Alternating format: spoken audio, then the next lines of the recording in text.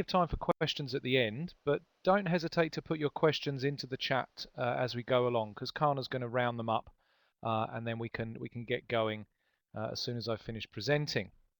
So as Kana said, I'm the Deputy Secretary General here at IFLA, and my work involves directing a lot of our advocacy activities, and we've been paying special attention to the UN's post-2015 development agenda since about 2012. So in this presentation, I'm going to recap the journey that we've been on that's leading us up to the Summit on Sustainable Development, which is taking place in New York in about 2 weeks' time. I'm going to talk about the Lyon Declaration and how we came to develop that and how it helped us achieve our objectives in relation to post-2015. I'm going to assume a little bit of knowledge in that I hope that some of you have been following the e-forum, but obviously the questions and answers will give us a bit of an opportunity to go a little bit deeper. Now, this is something which has been going on for quite a while. I said IFLA's been involved since around about 2012 when I was lucky enough to participate in the Rio Plus 20 conference in Brazil. When it comes to international development, it was a very interesting thing for IFLA to be involved in. We've often been involved in issues around copyright and cultural issues and access to information over with UNESCO. But it's the United Nations in New York that have really been driving the process around the post-2015 development agenda. There are a huge number of players in this field. There's a lot of organizations, particularly from civil society, that have their own sorts of issues that they want to bring to the table.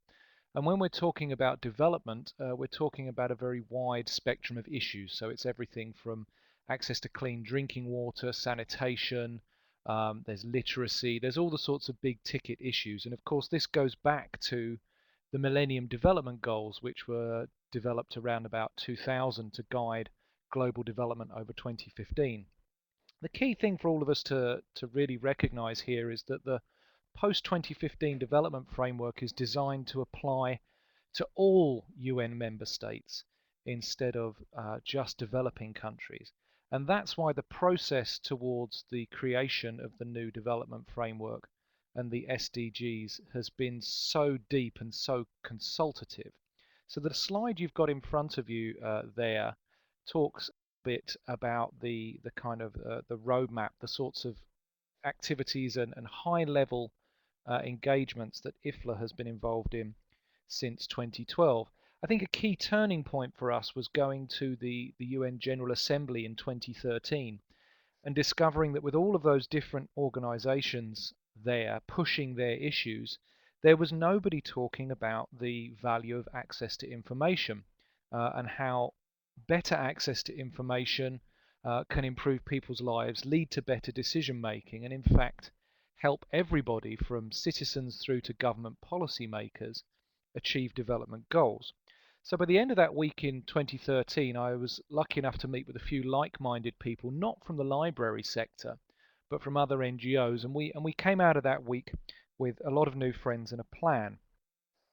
The next slide really, I think, will be familiar to all of you in some respects, particularly those of us working in the information profession.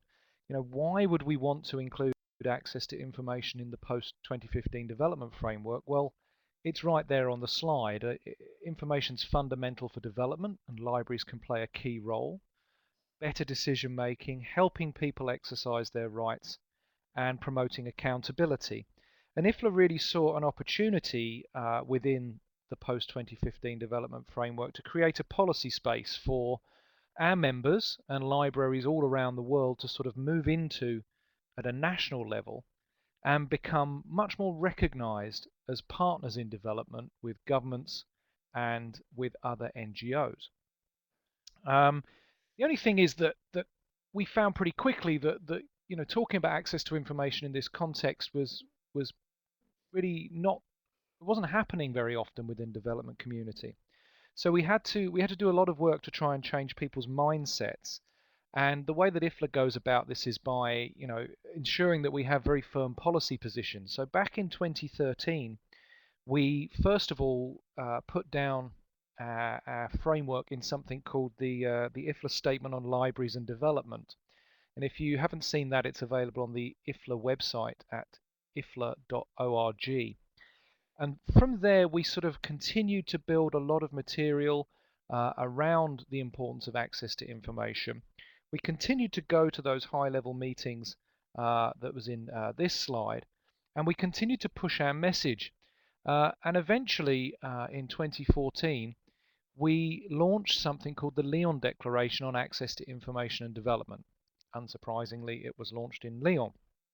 But we really went as consultative as possible on this. We brought in all of our partners from the development community. We talked to all of our library members, and we tried to build a document that would speak to the value of access to information, not necessarily to the explicit value of libraries, because we knew that in order to get our points into this greater development discussion, we needed to have something that worked at a higher level, but really to talk about access to information and all of its values. The context that it was going to be introduced to was that of many different competing messages, many different organizations that wanted to get something out of these negotiations, and really it was aimed squarely at United Nations member states who were going to be the people that took the final decisions on the new development framework.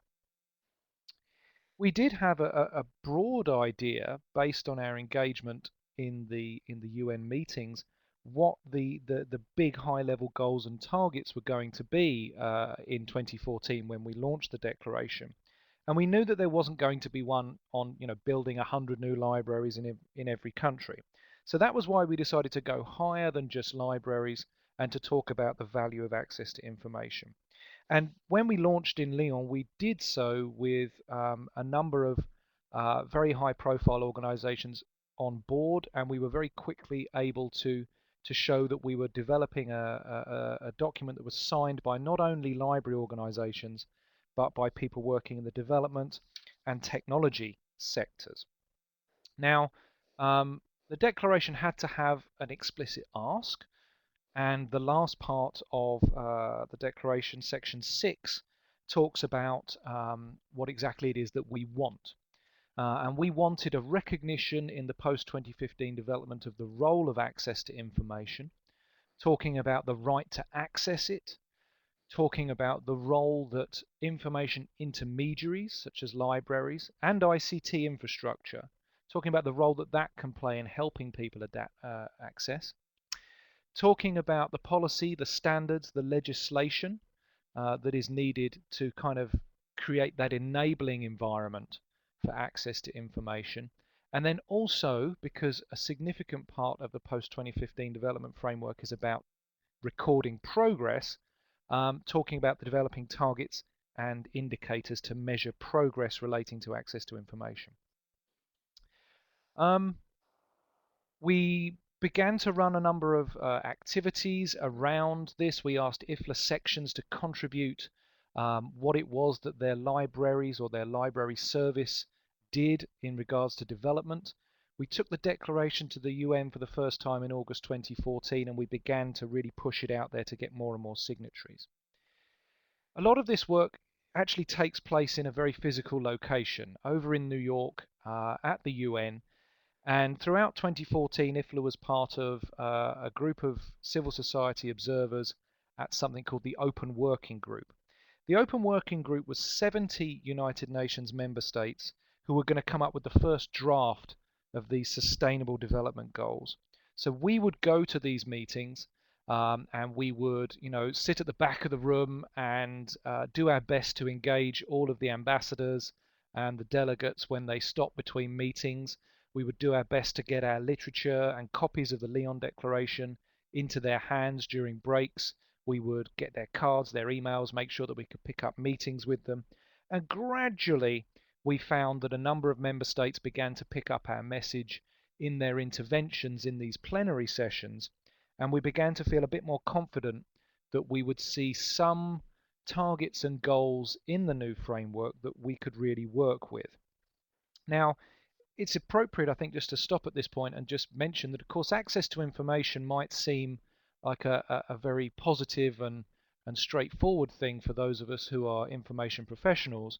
But of course, you do have some member states around the world where, the actual idea of opening up more information to citizens, to opening up government institutions, to increasing accountability, transparency, that's actually a little frightening. So throughout these negotiations, we knew that there was going to be a bit of opposition to an explicit goal on access to information, but over time it became clear that more member states than not wanted to see something happen in this area.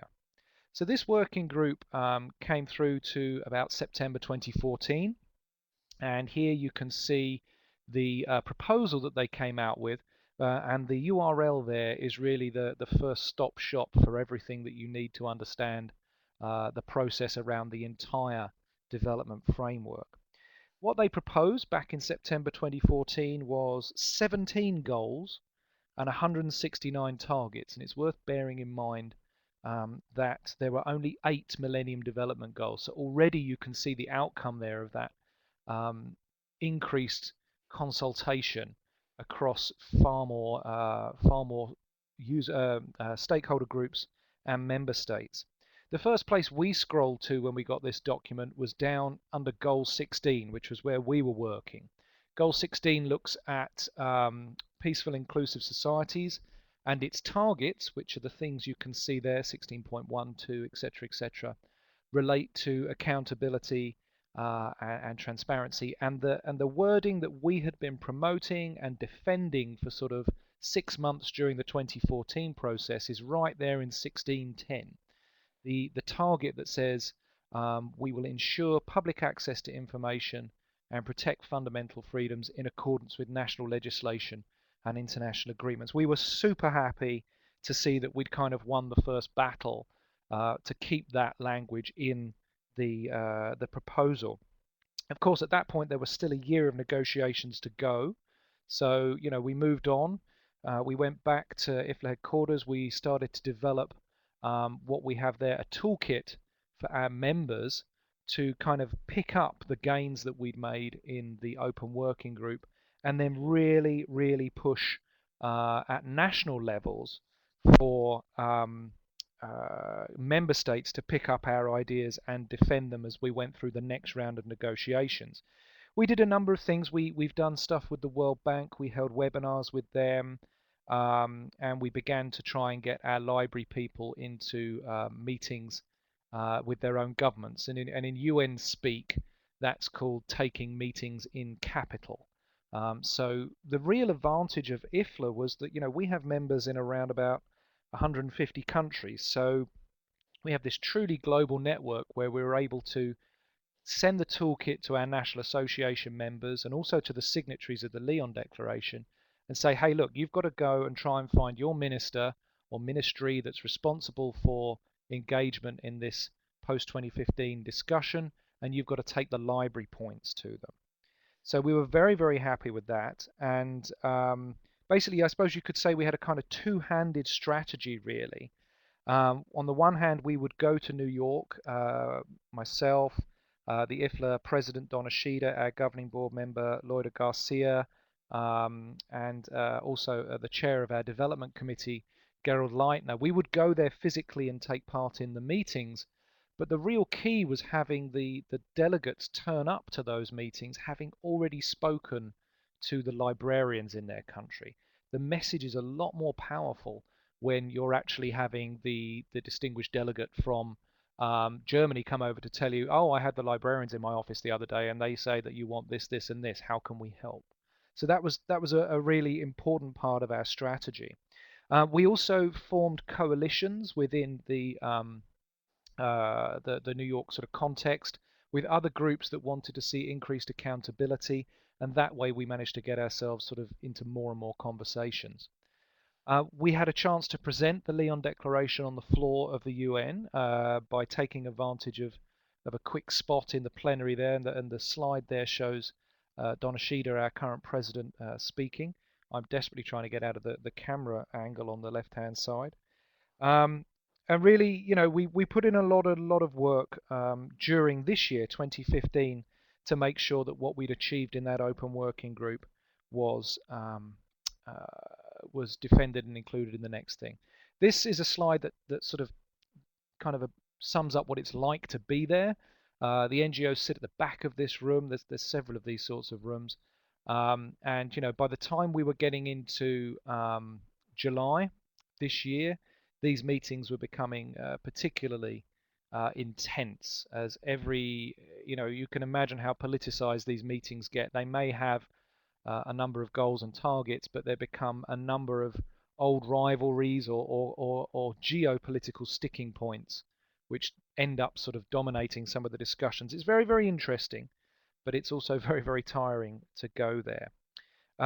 We were on the ground in New York when they prepared the zero draft of the final document, and we would literally then we would literally write our opinions on that document very quickly and get them into the hands of our friendly member states so that they could attempt to influence the next version of the document. That all came together on around about August the 4th. The negotiations went on over the weekend. I think it was Sunday when it came together. And the link there takes you through to the final document, which is now called the 2030 Agenda. And generally speaking, we were very pleased with the outcome. And I'm going to go into a little bit of detail now on sort of why it's so good for libraries and for those of us interested in access to information. I would say that if you do have the time, 29 pages is an extremely short document for the UN. So if you're ever going to read one UN document in your life, I would definitely go for the 2030 Agenda, because it really does give you a bit of an idea of where the UN member states, all of the world's countries, want to see the world head in the next 15 years. It's made up of these sections. There's a preamble. The declaration talks about sort of the vision for the world that we want to see. The SDGs, which really stayed very similar actually to the 169 targets, 17 goals that came out of the Open Working Group. They're obviously the bulk of the um, agenda. But two other really important bits. The means of implementation is the how we are going to do it section of the agenda. And then the follow-up and review is how are we going to monitor success? How can we tell things have changed from one period to another? So in the means of implementation, you're talking about what are the enabling frameworks that are needed? What can we do about transfer of technology from north to south? What can we do about developing real global partnerships? And then in follow-up and review, we're getting into some pretty sticky areas, but interesting, around what sort of indicators can be used to monitor progress against the targets. And I can tell you that IFLA is still involved in the conversations, because the review framework won't be finished until March next year. Very quickly, because we could do a whole webinar on these sections, one on each even, you can see I've highlighted there something we're very, very proud of, and just showing you the value of this Lyon Declaration, and also being on the ground in New York. In the second to last draft of this agenda, the phrase which is there in the red box, a world with universal literacy, that was missing. And we spent 2 weeks taking our voice around the member states to try and get that in, and we were super happy that eventually was in the final version, because I think, without universal literacy, it doesn't matter how much access to information you're providing. People need to be able to read and understand it. So we were very, very happy with that. And here we are, the 17 Sustainable Development Goals in small type. Big ticket items, and again, as I've said, there were 8 Millennium Development Goals, but here we have gone further. We've started to talk about, peace and justice. There's all sorts of things in there about energy, sustainable management of water, gender equality, education. These, as I say, are very big ticket items. And really, from the perspective of those of us working in access to information, there is a role for access to information across all of these 17 goals. And if we start digging into a few that we started to keep an eye on, we know that libraries are already playing a role in providing information in agricultural communities, to increase the productivity of farms. We have several library programs. If you look at the electronic information for libraries, public library innovation program, you'll find a number of libraries working with farmers to increase their access to information.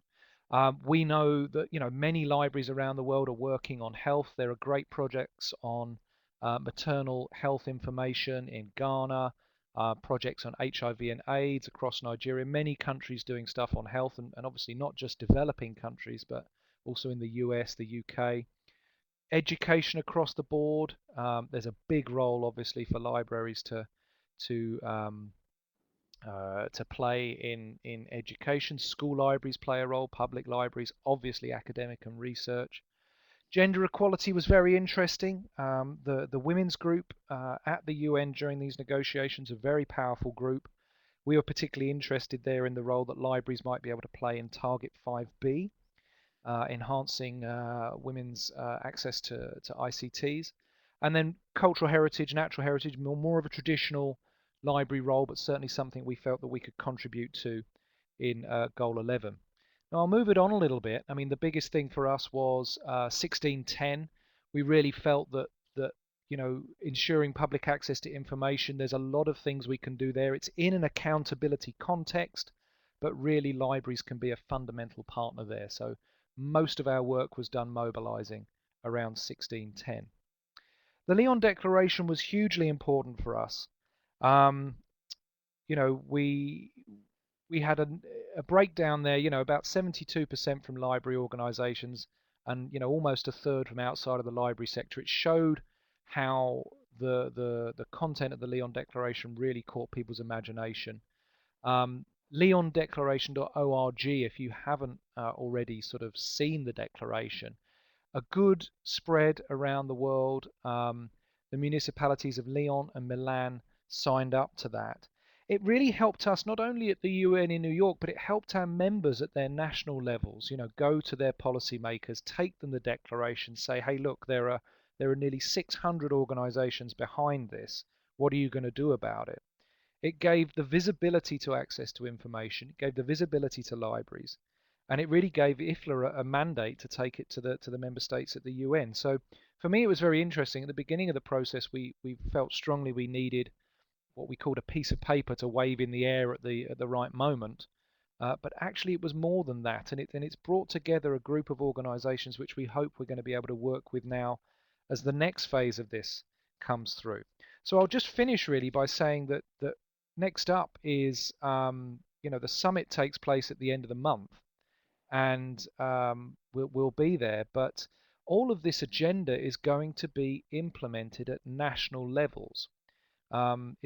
What happens now is it's going to be turned over to the UN member states, and they are going to be responsible for working in their own countries to achieve these goals and targets. So for us, we think it's absolutely crucial that libraries are included in those national development plans. And I think that could be a good place to start some of our questions and answers about how we might go about doing that. Because, if we can find a role for libraries in these national plans, then we can actually, really raise our visibility as valued development partners. We can really talk about the services that we offer to increase access to scientific information, provide safe spaces for women and girls, provide access to agricultural information. And we can become to, really begin to change people's minds in some respects about the way that libraries are seen and move more to being sort of development partners. So I'll sort of leave it there. I've talked for quite a long time, and I think Kana may sort of bring some questions together here. I can see there's been some questions already sort of coming in the chat, but I'm all yours, and I'm happy to go into any more detail on any sorts of issues. But overall, I would say that, really, I think there is a recognition now that access to information is going to play a role in achieving these goals.